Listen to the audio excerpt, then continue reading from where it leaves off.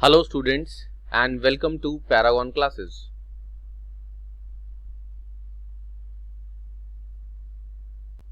जैसा कि आप सब अपने स्क्रीन पर देख पा रहे हैं, हमारा चैप्टर जो ऑलरेडी चल रहा है वो है इलेक्ट्रोस्टैटिक पोटेंशियल। और लास्ट लेक्चर में यानी पिछले लेक्चर में आपको ये टॉपिक बताया गया था और पूरा एक्सप्लेन किया गया था, डिराइव करवाया गया था। Electric field as a gradient of electric potential. Electrostatic potential को इलेक्ट्रिक पोटेंशियल भी बोल सकते हैं।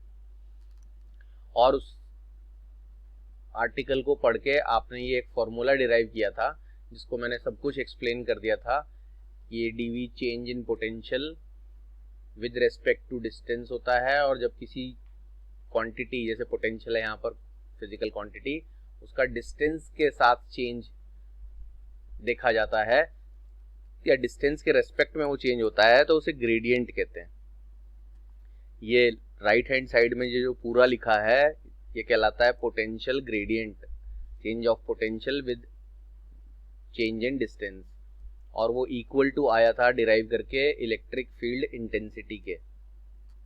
और नेगेटिव साइन क्यों आया था वो भी आपको एक्सप्लेन कर दिया है कि जिस डायरेक्शन में इलेक्ट्रिक फील्ड होती है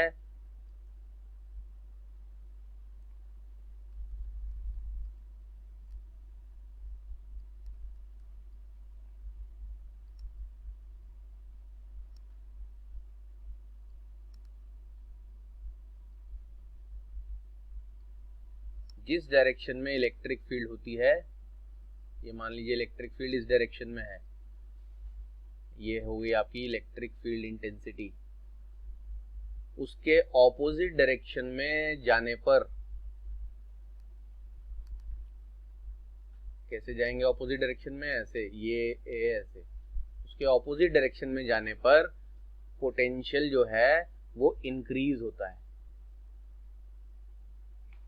ये याद रखेंगे सारे बच्चे कि जिस भी डायरेक्शन में इलेक्ट्रिक फील्ड अप्लाई हो रही होगी उसके ऑपोजिट जाने पर पोटेंशियल की वैल्यू हमेशा इंक्रीज होती है। ये नेगेटिव साइन का एक्सप्लेनेशन था। ये सब कुछ एक्सप्लेन कर दिया था बहुत डिटेल में हमने पिछले लेक्चर में।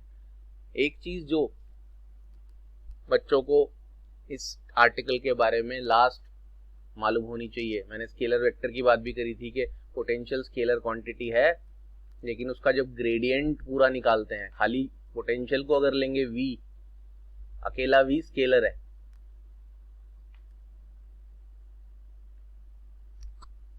v alone is scalar quantity, लेकिन जब उसका ग्रेडियंट करते हैं तो इलेक्ट्रिक फील्ड मिलती है हमें। जो इलेक्ट्रिक फील्ड कैसी क्वांटिटी होती है? Vector quantity. ये सब भी एक्सप्लेन कर दिया था। एक चीज जो आपकी बचती है कि आपने इलेक्ट्रिक फील्ड इंटेंसिटी पूरा चैप्टर अलग से पढ़ा है, और जब हम इलेक्ट्रिक फील्ड इंटेंसिटी को एक्सप्लेन करते थे तो इस फॉर्मूले से एक्सप्लेन करते थे, it is the force per unit test charge, जिसकी वजह से उसका जो एसआई यूनिट था वो हमें लिखना होता था न्यूटन अपॉन कूलम्ब, जिसे हम न्यूटन पर कूलम्ब या न्यूटन कूलम्ब -1 लिख देते थे। ये इलेक्ट्रिक फील्ड इंटेंसिटी का एसआई यूनिट होता था। लेकिन इस फॉर्मूले के हिसाब से इलेक्ट्रिक फील्ड इंटेंसिटी का एक और एसआई यूनिट बन सकता है, वो मैं यहां लिख रहा हूं। इस फॉर्मूले के मुताबिक नेगेटिव साइन तो डायरेक्शन के लिए है तो उसे हम यूनिट में फिलहाल यूज नहीं करेंगे। डीवी का मतलब है potential difference, small potential difference या स्मॉल पोटेंशियल का चेंज। तो पोटेंशियल हो या पोटेंशियल डिफरेंस हो, काय में नापा जाता है? वोल्ट में। पोटेंशियल डिफरेंस का ऐसा यूनिट होता है वोल्ट, छोटा पोटेंशियल डिफरेंस हो या बड़ा। और डी आर क्या होता है? ऐसे बताया था बच्चों को, ये P पॉइंट लिया था और ये Q पॉइंट लिया था, और P से Q तक का जो डिस्टेंस था उसको हमने dr लिया था, माइनस का dr, क्योंकि ये उल्टी डायरेक्शन में डिस्टेंस हम नाप रहे थे। तो dr डिस्टेंस है, डिस्टेंस को काय में नापा जाता है? मीटर में। तो इलेक्ट्रिक फील्ड इंटेंसिटी का यूनिट वोल्ट पर मीटर या वोल्ट मीटर इनवर्स भी हो सकता है। इसके बारे में एक इम्पॉर्टेंट बात यह है, बहुत कम क्वांटिटीज आपको पूरे फिजिक्स में देखने को मिलेंगी जिनके 2 SI यूनिट होते हैं, वरना नॉर्मली ज़्यादातर सभी क्वांटिटीज का SI यूनिट तो एक ही होता है। जैसे फोर्स है तो फोर्स का SI यूनिट न्यूटन है, और किसी यूनिट को, डाइन्स को या और किसी यूनिट को आप SI यूनिट नहीं बोल सकते। लेंथ का SI यूनिट मीटर है, बाकी सेंटीमीटर, किलोमीटर भी यूनिट्स है, लेकिन वो SI नहीं है। तो एक क्वांटिटी के यूनिट्स बहुत सारे हो सकते हैं अलग अलग सिस्टम में, जो 11th क्लास में आपको पढ़ाया जाता है, system of unit, CGS system, FPS system, MKS system वगैरह वगैरह। लेकिन जब हम SI यूनिट की बात करते हैं, इसकी बात करते हैं SI यूनिट की, तो सभी क्वांटिटीज का, ज्यादातर सभी क्वांटिटीज का SI यूनिट एक ही होता है। अभी मैंने एग्जांपल बताया, मीटर होता है लेंथ का, किलोग्राम होता है मास का, और भी जितनी है, न्यूटन होता है फोर्स का। लेकिन इलेक्ट्रिक फील्ड इंटेंसिटी एक ऐसा क्वांटिटी है जिसके 2 SI यूनिट है। पहला SI यूनिट ये और दूसरा SI यूनिट ये, यानी SI सिस्टम में ही इलेक्ट्रिक फील्ड इंटेंसिटी की वैल्यू अगर गिवन है तो न्यूटन पर कूलम में भी दी जा सकती है और वोल्ट पर मीटर में भी दी जा सकती है। ये वहां इलेक्ट्रिक फील्ड इंटेंसिटी चैप्टर में नहीं बताया गया था, क्योंकि अगर वहां बता भी देते कि इसका SI यूनिट ये होता है तो ये कहां से आया, इस फॉर्मूले से। ये फॉर्मूला तो वहां आपको पढ़ाया नहीं गया था। तो आज के बाद आपको याद रखना है कि इलेक्ट्रिक फील्ड इंटेंसिटी का SI यूनिट न्यूटन पर कूलम बॉक्स में लिख दिया है, और वोल्ट पर मीटर दोनों लिखे जा सकते हैं। विद रीजन बताया है कि वोल्ट पर मीटर क्यों आए। और अब हम चलते हैं अगले टॉपिक की तरफ, लेकिन उस अगले टॉपिक तक जाने से पहले एक टास्क आपको दिया जा रहा है। ये बहुत इंपॉर्टेंट क्वेश्चन है, और ये जब भी एग्जाम में, स्कूलों के प्री बोर्ड्स वगैरह एग्जाम में या बोर्ड एग्जाम में पूछा गया, काफी बच्चों को इसमें दिक्कत हुई। तो क्वेश्चन क्या है, इसका आंसर मुझे बच्चे कॉल करके या मैसेज करके बताएंगे। Name the physical quantity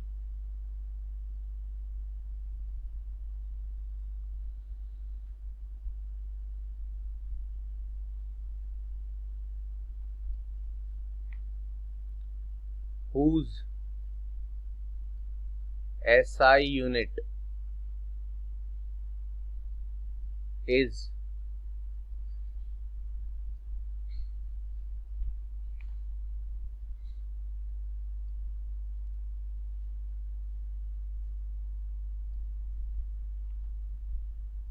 volt meter. मैं ब्रैकेट में यहां लिख देता हूं, बच्चों को याद रहे, वोल्ट मीटर। ध्यान से देखो, ये जो आपने अभी अभी पढ़ा,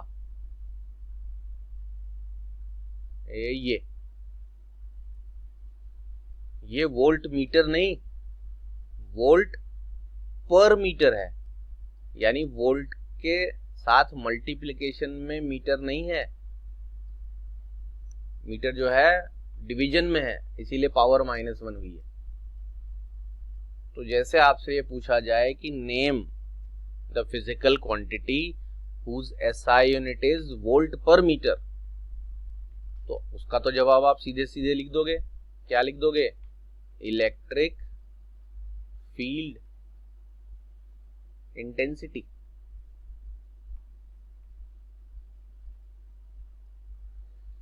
जब आपसे पूछा जाएगा name the physical quantity whose SI unit is volt per metre, तो आप बोलोगे the physical quantity is electric field intensity, its unit is volt per metre. लेकिन यहां सवाल क्या पूछ रहा हूं मैं, यहां हमारा सवाल है ये, name the physical quantity whose SI unit is volt metre. और मैं एक हिंट दे देता हूं, जिस फिजिकल क्वांटिटी का नाम आपको बताना है, जिसका यूनिट वोल्ट मीटर है, पर मीटर नहीं वोल्ट मीटर है, वो आप इसी क्लास में पढ़ चुके हो। तो आपको ढूंढना है वो फिजिकल क्वांटिटी जिसका यूनिट वोल्ट मीटर है और मुझे कॉल करके या मैसेज करके बताना है। ये आज का टास्क है, वो पहले ही दे दिया है। नॉर्मली मैं लेक्चर खत्म होने के बाद टास्क देता हूँ। तो अब ये आर्टिकल हर तरह से कंप्लीट होता है। अब हम बढ़ते हैं अपने अगले टॉपिक की तरफ। तो आज का हमारा नेक्स्ट टॉपिक है इक्विपोटेंशियल सरफेस। अब ये इक्विपोटेंशियल सरफेस का क्या मीनिंग है, वो डेफिनेशन आपको पहले सीधे बताने से पहले एक्सप्लेन अगर कर दें तो डेफिनेशन जैसे ही मैं बोलूँगा सब बच्चों को पहले से ही उसका मीनिंग पता होगा, नहीं तो आपका डबल एफर्ट यूज होगा। पहले आप डेफिनेशन पढ़ोगे, उसका मीनिंग समझोगे, फिर उसका एग्जाम्पल लोगे, लंबी कहानी हो जाएगी। स्मार्टली आसानी से आपको दिखाते हैं।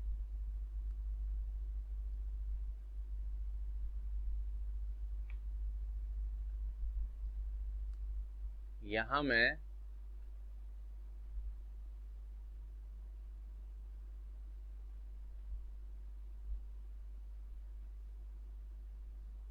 यह आपको एक बना के दिखाता हूं सर्कल।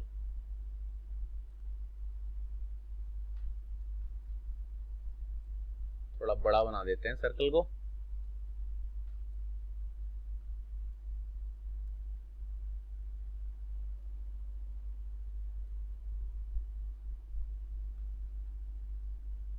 और क्योंकि ये जो आपका बोर्ड है, चाहे आप क्लास में बोर्ड पर पढ़ रहे हो या आप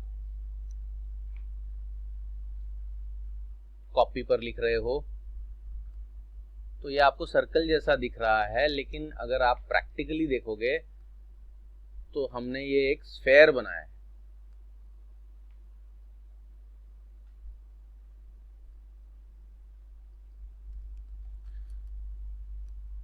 आप जो अपनी कॉपी पर भी अगर आपसे कोई कहे कि स्फेयर बनाओ तो आपको ऐसे ही बनाना पड़ेगा। तो ये आपने एक स्फेयर बनाया है। स्फेयर कैसा? जैसे आपके पास एक बॉल हो, तो आप एक इमेजिन कर लो, आपके पास ये जो है ये एक बॉल है और यहां पर है उस बॉल का सेंटर, और मैं बॉल की रेडियस दिखाता हूं आपको। ये है बॉल की रेडियस। रेडियस क्या बोल दी हमने? आर। और ये सेंटर पर एक सपोज कर देता हूं प्लस क्यू चार्ज यहां हमने इमेजिन कर लिया।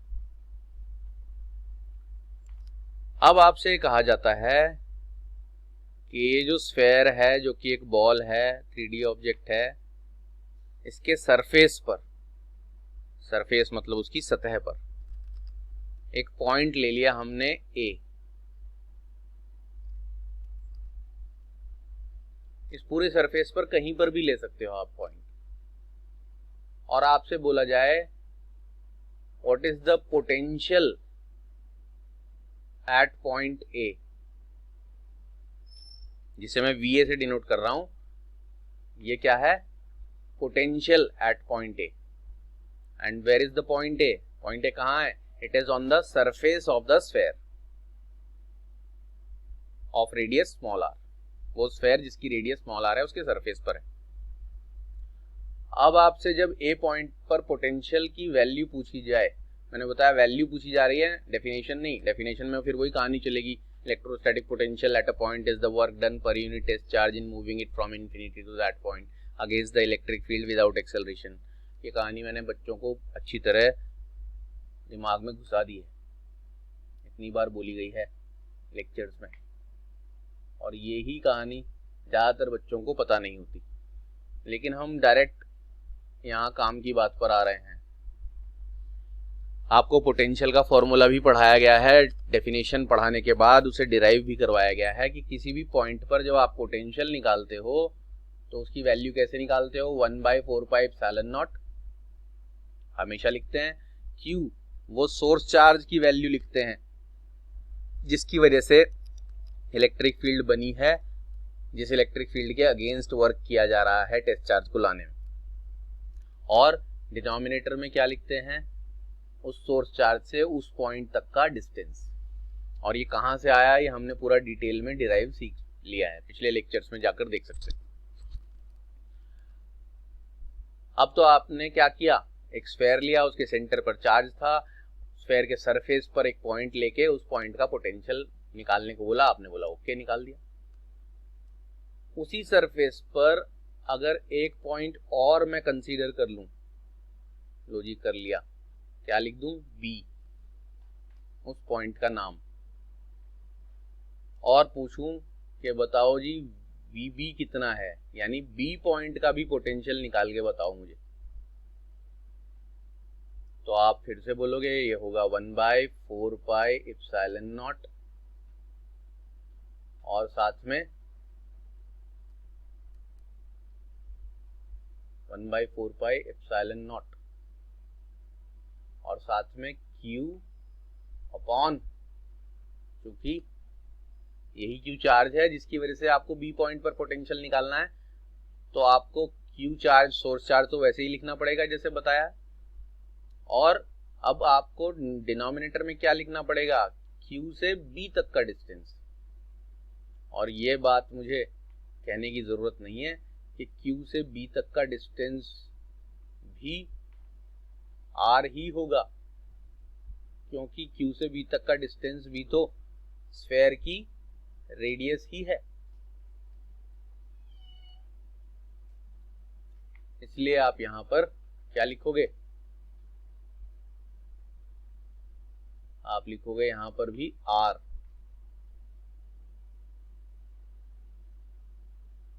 अब जरा गौर करने वाली बात देखें कि ये जो A पॉइंट का पोटेंशियल है, दिखाऊं A पॉइंट का पोटेंशियल VA, उसकी वैल्यू देख रहे हैं, और B पॉइंट का पोटेंशियल VB, उसकी वैल्यू देख रहे हैं। क्या दोनों सेम नहीं है, सेम है, इक्वल है बिल्कुल। और ये दो पॉइंट ही नहीं, मैं दिखाता हूं, आप इस पूरे सरफेस पर, जो कि किसका, फिलहाल स्फेयर का सरफेस है, ये जो मैं ग्रीन कलर से जितने पॉइंट्स बना रहा हूं, ये सारे पॉइंट्स, मैंने तो कुछ ही बनाए हैं, अनलिमिटेड बना सकते हो आप सरफेस पर पॉइंट्स। इस सरफेस के हर पॉइंट पर अगर आप पोटेंशियल निकालोगे तो वो सेम आएगा, सेम यानी इक्वल आएगा।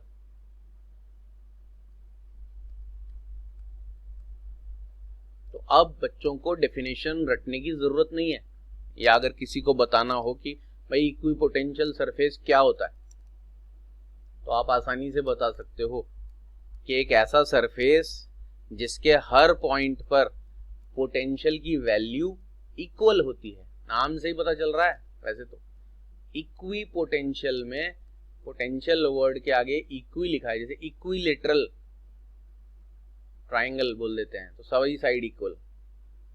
तो यहाँ इक्विपोटेंशियल यानी सब जगह का पोटेंशियल इक्वल। और सरफेस बोल दिया तो सरफेस माने कोई सतह, हिंदी में सरफेस का मतलब सतह हो गया। तो अब आप इसको, आप एग्जाम में तो इस भाषा में नहीं लिखते हैं, एग्जाम में क्वेश्चन आएगा डिफाइन इक्विपोटेंशियल सरफेस, अगर आ जाए तो आप बोलोगे a surface on which at every point the value of electrostatic potential is same और इक्वल। एक ऐसा सरफेस जिसके हर पॉइंट पर पोटेंशियल की वैल्यू सेम आए। आप कहीं पर भी निकाल के देख लो, फॉर्मूला यही आएगा, क्योंकि चार्ज भी आपको वही लिखना पड़ेगा और C का, D का, E का सब जगह का डिस्टेंस यानी सेम आएगा, क्योंकि वो रेडियस ही है। तो शर्त यह है कि आपका जो चार्ज है वो यहाँ सेंटर पर होगा, तभी उसकी डिस्टेंस सरफेस से सब जगह से बराबर होगी। यानी एक ऐसा सरफेस इक्विपोटेंशियल बन सकता है जिस सरफेस पर लाई करने वाले हर पॉइंट से चार्ज का डिस्टेंस बराबर हो,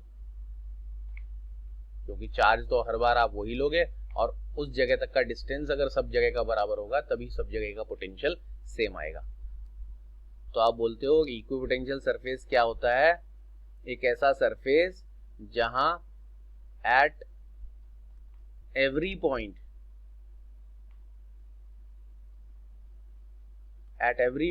ऑन द सरफेस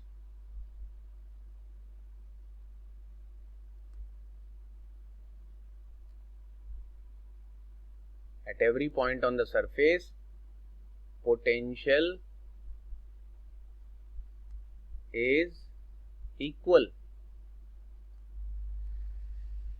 तो वो सारे पॉइंट्स जहां जब जिन जिन पॉइंट्स पर पोटेंशियल सेम आता है, वो सारे पॉइंट्स जिस सरफेस पर लाई करते हैं उस सरफेस को इक्विपोटेंशियल सरफेस कहा जाता है। ये तो आपकी इक्विपोटेंशियल सरफेस की एक्सप्लेनेशन हो गई, डेफिनेशन हो गई। नोट्स में डेफिनेशन सबसे पहले लिखी गई है। बच्चे अगर नोट्स चेक करें तो इक्विपोटेंशियल सरफेस हेडिंग के नीचे ये डेफिनेशन है, any surface which has same electrostatic potential at every point is called an equipotential surface. तो इसीलिए मैंने यहाँ पर पूरी वर्ड बाय वर्ड प्रॉपर नहीं लिख के दिखाई बच्चों को, क्योंकि वो आपको नोट्स में ऑलरेडी लिखवा दी गई है। अब इसके ऊपर, इसी टॉपिक के ऊपर जो नेक्स्ट क्वेश्चन आता है वो हम आपको सिखाते हैं। तो हमारा जो टॉपिक है अगला इक्विपोटेंशियल सरफेस का ही पार्ट है वो, और उस पर ही सबसे ज्यादा क्वेश्चन पूछे जाते हैं, क्योंकि इक्विपोटेंशियल सरफेस की डेफिनेशन तो एक लाइन की है कि ऐसा सरफेस जिसके हर पॉइंट पर पोटेंशियल सेम हो। लेकिन प्रॉपर्टीज ऑफ इक्विपोटेंशियल सरफेस जो आप देख रहे हो, इसका अगला पार्ट, इन प्रॉपर्टीज के बारे में ये 4-5 प्रॉपर्टी आपको पढ़ाई जाएंगी, जिनके बारे में काफी क्वेश्चंस पूछे जाते हैं, रीजनिंग बेस्ड भी, नॉलेज बेस्ड भी, सॉल्व करने वाले भी, ट्रिकी न्यूमेरिकल्स भी। तो काफी इंपॉर्टेंट टॉपिक है। तो हम शुरू कर रहे हैं properties of equipotential surface. First property आपके सामने पहले से ही लिख दी है मैंने, नोट्स में भी आपको इसी ऑर्डर में प्रॉपर्टीज दिखाई देंगी, बस यहां पर उन्हें एक्सप्लेन किया जा रहा है। तो पहली प्रॉपर्टी क्या कहती है? No work is done in moving a test charge from one point to other on on equipotential surface. एक बार फिर से बताते हैं, no work is done in moving a test charge from one point to other on equipotential surface. अब मैं आपको इसका मीनिंग बताता हूं कि क्या कहती है ये प्रॉपर्टी। मीनिंग देखते ही आपको इस लाइन का असली जो क्या कहना चाहता है वो असली चीज समझ आ जाएगी, जो इसका सबसे मेन पॉइंट है इस लाइन का। अभी अभी आपने थोड़ी देर पहले देखा कि हमारे पास अगर पूछा जाए बताओ VA कितना है, यानी पोटेंशियल एट A कितना है, तो आपको बोलते हैं VA है 1/4 पाई एप्सिलॉन नॉट Q/R। ये अभी आपने देखा और पहले भी इसका रीजन जानते हैं। और VB कितना है वो भी आपको बताया, VB is equal to 1/4 pi epsilon naught फिर से Q/R। दोनों पोटेंशियल सेम है, और मैं तो 2 पॉइंट्स ले रहा हूँ, A और B, आप कितने भी ले सकते हो, सबका पोटेंशियल सेम है। यही तो इक्विपोटेंशियल सरफेस की डेफिनेशन थी। अब असली बात, अगर मैं लिखूं VB माइनस VA, VA क्या है? एक A पॉइंट का पोटेंशियल, VB क्या है? B पॉइंट का पोटेंशियल, और VB माइनस VA क्या है? दोनों पॉइंट्स के बीच का potential difference, electrostatic potential difference between two points. और डेफिनेशन के मुताबिक the electrostatic potential difference between two points is the work done per unit test charge in moving it from one point to the other, यानी in moving it from A to B against the electric field without acceleration. मैंने बोला था इसीलिए इतना ज्यादा focus किया गया इस डेफिनेशन और इस बात पर कि यही एक डेफिनेशन हर कॉन्सेप्ट में यूज होती है। इसीलिए आपको बिल्कुल स्टार्टिंग से, बिल्कुल बेसिक से, बिल्कुल स्क्रैच से बताया गया था वर्क के बारे में, कंजर्वेटिव फोर्स के बारे में, work done by the electric field के बारे में, work done against the electric field के बारे में। यहाँ पर भी डेफिनेशन ही काम आ रही है। The potential difference between two points बराबर होता है work done per unit test charge. अब आप जानते हो इस केस में हर बार ऐसा नहीं होता, लेकिन इक्विपोटेंशियल के केस में ऐसा हो रहा है कि VA और VB की वैल्यूज दोनों क्या हैं? सेम है। देख रहे हो? तो मैं यहां लिखता हूं साइड में, since VB is equal to VA, therefore इस WAB को मैं क्या लिखूंगा? WAB ऐसे का ऐसे ही upon Q0 is equal to, अब VB और VA दोनों की वैल्यू सेम है, तो जो वो सेम वैल्यू की चीजों को आप माइनस करोगे तो ऑब्वियसली आंसर 0 आएगा। 5 में से 5 माइनस करो, 10 में से 10, कुछ भी माइनस करो सेम नंबर्स को तो 0 आता है। यहाँ ये दोनों इस पर्टिकुलर केस में दोनों सेम है, वैसे हमेशा सेम नहीं होते, पर इक्विपोटेंशियल के लिए तो दोनों सेम है, नाम ही उसका इक्विपोटेंशियल है। अब आपने इस फॉर्मूले में, क्योंकि VB और VA सेम होने की वजह से VB माइनस VA 0 रख दिया, तो WAB अपॉन Q0 0 हो गया। अब इस Q0 की अगर आप यहाँ साइड में मल्टीप्लाई करेंगे तो अगली लाइन में लिखना पड़ेगा therefore WAB is equal to क्या हो गया है? 0। और WAB 0 होने का मतलब है टेस्ट चार्ज को A से B तक ले जाने में कोई वर्क नहीं करना पड़ा, क्योंकि वर्क 0 आ गया है। यही चीज को इस प्रॉपर्टी में लैंग्वेज फॉर्म में लिखा गया है, जो मैंने आपको प्रूव करके दिखा दी। यही इस लाइन का प्रूफ है। क्या? नो वर्क इज डन, क्योंकि देख लो वर्क 0 आ रहा है, in moving a test charge from one point to other on equipotential surface, यानी इस पूरे इक्विपोटेंशियल सरफेस पर आप टेस्ट चार्ज को एक जगह से दूसरी जगह ले जाओगे, कहीं पर भी एक पॉइंट से दूसरे पॉइंट तक, कभी कोई वर्क नहीं करना पड़ेगा। वर्क क्योंकि हमेशा 0 आएगा, क्योंकि डेफिनेशन के मुताबिक work done per unit test charge ही उन दोनों जगह के बीच का पोटेंशियल डिफरेंस होता है, और क्योंकि दोनों जगह का पोटेंशियल सेम है तो डिफरेंस 0 आ गया, तो वर्क भी 0 आ गया। यह आपकी पहली प्रॉपर्टी एक्सप्लेन हो गई with reason and with proof. अब हम बढ़ते हैं अपनी सेकेंड प्रॉपर्टी की तरफ। तो ये आ गई हमारी सेकेंड प्रॉपर्टी। आपको दिख रहा है सेकेंड प्रॉपर्टी जो है वो है the electric field lines are always at right angles to the equipotential surface. अब ये वही स्फेयर है जो पिछले प्रॉपर्टी में बताया था। सेंटर पर प्लस Q चार्ज रखा दिख रहा है आपको, और ये जो ग्रीन एरोज आपको दिख रहे हैं ये इलेक्ट्रिक फील्ड की लाइंस है, इलेक्ट्रिक लाइंस ऑफ फोर्सेस, जो आपको बताया था, उनकी प्रॉपर्टीज भी बताई थी। Away from the positive charge towards the negative charge. तो रेड कलर से ये स्फेयर शो किया गया है, जिस स्फेयर के सेंटर पर plus Q charge is placed, plus Q charge रखा हुआ है। जब आप उस प्लस क्यू चार्ज की इलेक्ट्रिक फील्ड लाइंस बनाओगे जो कि अवे फ्रॉम द चार्ज बनेंगी, तो आप देखो वो इलेक्ट्रिक फील्ड लाइंस जब सरफेस से टकराती हैं या सरफेस से निकलती हैं, तो ये जो एंगल बनते हैं ये हमेशा कितने बनते हैं, 90 डिग्री। माइनस क्यू चार्ज की वजह से भी ऐसा होगा, बस ये एरो आउटसाइड होने के बजाय, अवे फ्रॉम द चार्ज होने के बजाय टूवर्ड्स द चार्ज होंगे।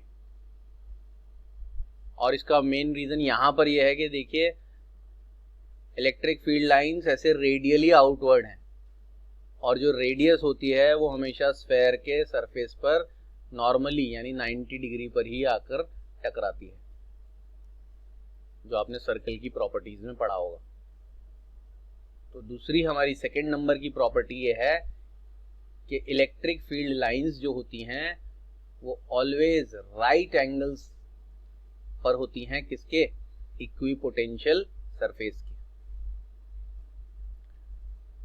तो इस प्रॉपर्टी में कोई मैथमेटिकल बात नहीं है, सिर्फ एक डायग्रामेटिकली प्रॉपर्टी को समझना है आपने ये, और याद रखना है कि सरफेस अगर इक्विपोटेंशियल है तो इलेक्ट्रिक फील्ड उसके परपेंडिकुलर ही होगी।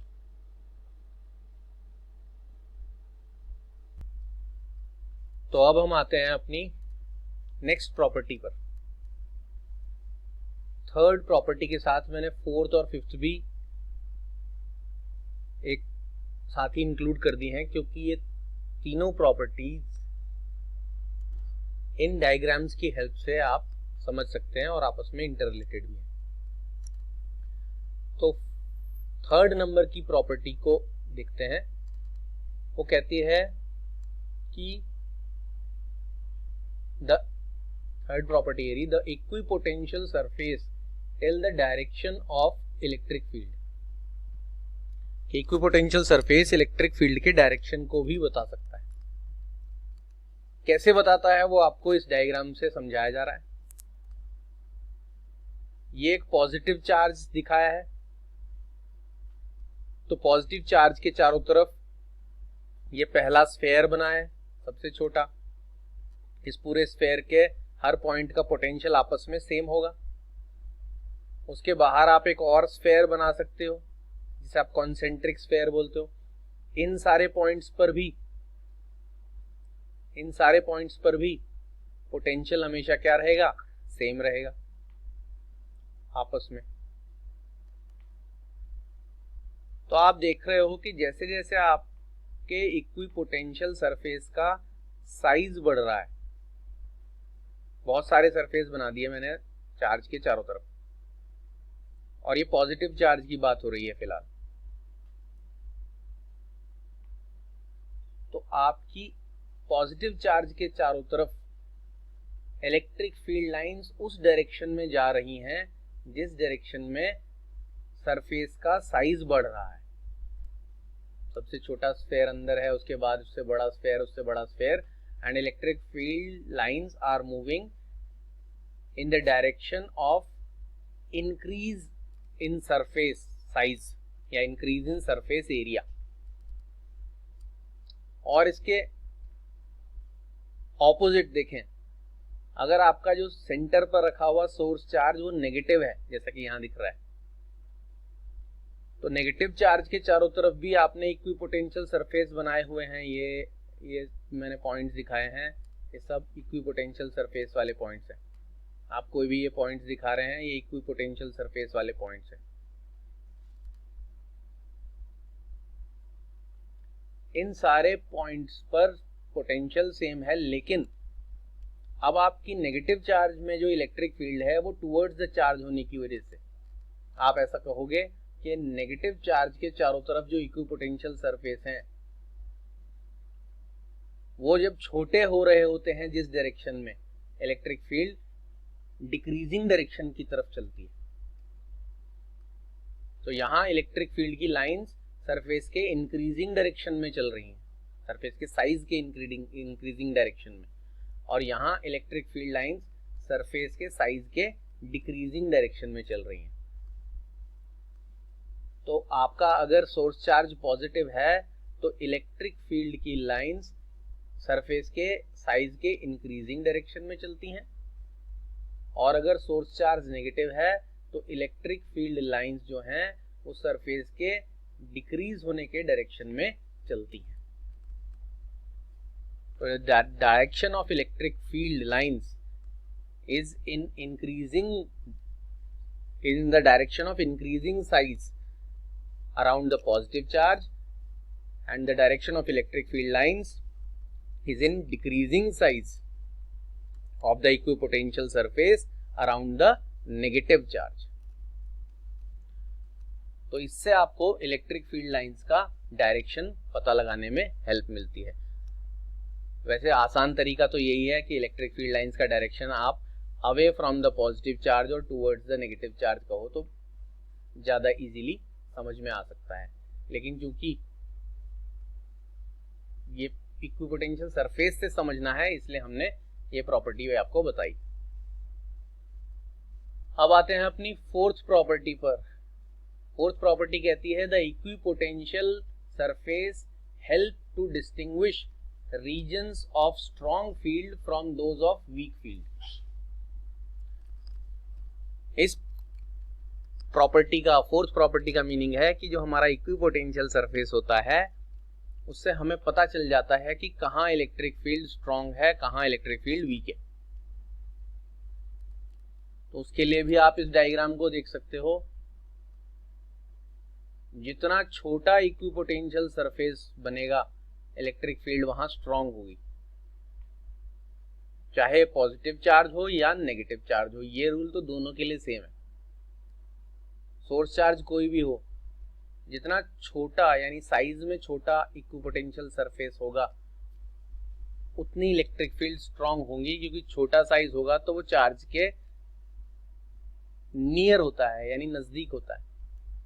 और यहाँ पर भी ऐसा ही है, नेगेटिव चार्ज है भले ही, लेकिन छोटा साइज होगा तो चार्ज के नजदीक है, वहाँ इलेक्ट्रिक फील्ड स्ट्रॉन्ग है। जैसे जैसे इक्विपोटेंशियल सरफेस का साइज बढ़ता जाता है, यहाँ पहुंच जाएंगे तो इलेक्ट्रिक फील्ड और वीक हो जाएगी। तो यहाँ से आप यहाँ चले गए, यहाँ चले गए, यहाँ चले गए, तो साइज आपके इक्विपोटेंशियल सरफेस का बढ़ता जा रहा है, तो इलेक्ट्रिक फील्ड वीक होती जाती है। तो जहाँ इक्विपोटेंशियल सरफेस का साइज छोटा है वहाँ इलेक्ट्रिक फील्ड स्ट्रांग होती है, जहाँ इक्विपोटेंशियल सरफेस का साइज बड़ा है वहाँ इलेक्ट्रिक फील्ड वीक होती है। जिससे हमें स्ट्रॉन्ग फील्ड कहाँ है और वीक फील्ड कहाँ है इक्विपोटेंशियल सरफेस की हेल्प से पता चल जाता है।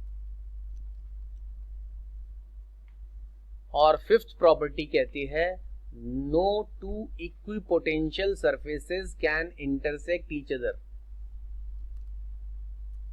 आप देख रहे हो ये जो पॉजिटिव चार्ज है उसके चारों तरफ सबसे पहले एक सरफेस बना है, फिर दूसरा सरफेस बना है, फिर तीसरा सरफेस बना है, फोर्थ चौथा सरफेस है, फिर पांचवा सरफेस, ऐसे कितने भी सरफेस और बनते रहेंगे कॉन्सेंट्रिक सर्कल्स। लेकिन कोई भी दो सर्कल्स या स्फेयर्स कहना चाहिए, 3D में तो ये चीजें स्फेयर होंगी, कोई भी दो स्फेयर्स एक दूसरे को इंटरसेक्ट नहीं कर रहे हैं। तो ये प्रॉपर्टी क्या कहती है, no two equipotential surfaces can intersect each other.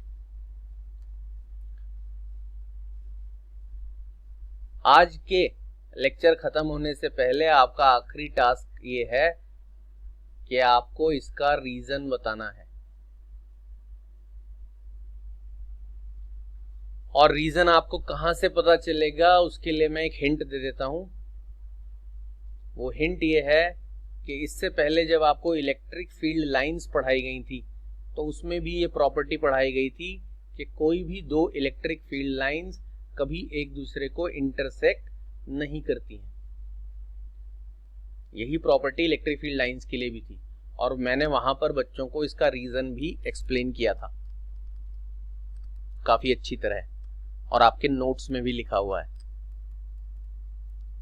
Same reason है इसके लिए भी, वो आपको बताना है कि क्या रीजन था इलेक्ट्रिक फील्ड लाइंस एक दूसरे को इंटरसेक्ट नहीं करती हैं।